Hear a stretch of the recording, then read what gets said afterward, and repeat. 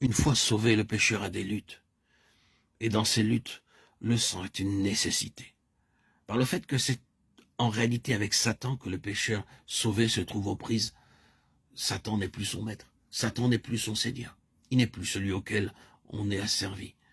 Mais il n'a pas pris son parti de la situation.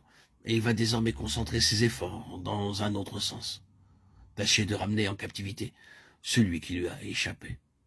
Il faut pour cela qu'il le ramène sur un terrain sur lequel le fondement même de son salut lui échappe par oubli, par négligence ou de quelque autre manière. Voici ce que nous voulons dire. Dans la bataille qu'il a livrée, c'est surtout avec Satan comme accusateur que le pécheur sauvé a affaire. La parole de Dieu l'appelle l'accusateur des frères. Car il a été précipité, l'accusateur de nos frères, celui qui les accusait jour et nuit devant notre Dieu. Il épie leurs mouvements, il tâche de les inciter à quelques actions qui ne soient pas tout à fait en harmonie avec la pensée et la volonté de Dieu. Il essaye par tous les moyens de leur faire un faux pas, de provoquer une parole malheureuse, d'inspirer un mauvais sentiment. Et alors, quand vous glissez, quand vous trébuchez, quand vous commettez la faute sur laquelle il comptait, immédiatement il fond sur vous pour vous accuser de péché, pour vous faire peser sur vous un sentiment de condamnation. Et quand vous aurez ainsi perdu tous vos moyens, il vous fera sentir que vous avez grandement contristé le Seigneur, que par conséquent le Seigneur vous a abandonné et s'est retiré de vous. Il vous rendra même conscient que vous avez perdu votre communion avec Dieu.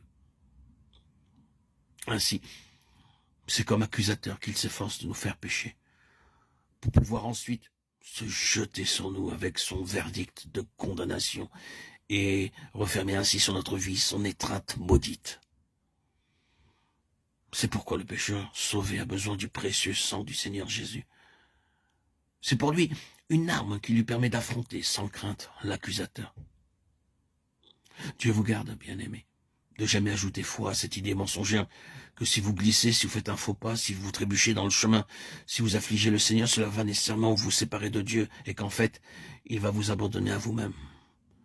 Si vous marchez consciencieusement et volontairement dans le chemin du péché, c'est autre chose.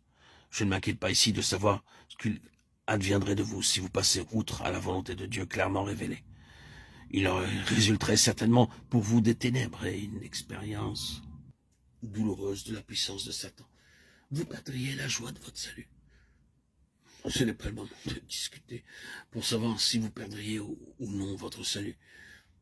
Mais il est certain qu'en persistant dans le péché, vous perdriez toute la joie et toute la satisfaction que votre salut vous avait procuré.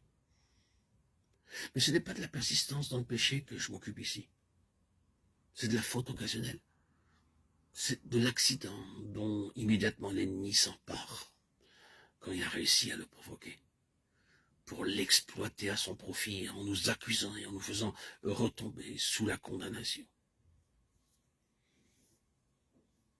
Il existe un moyen de mettre fin à cette situation. Ce moyen, c'est le sang du Seigneur Jésus.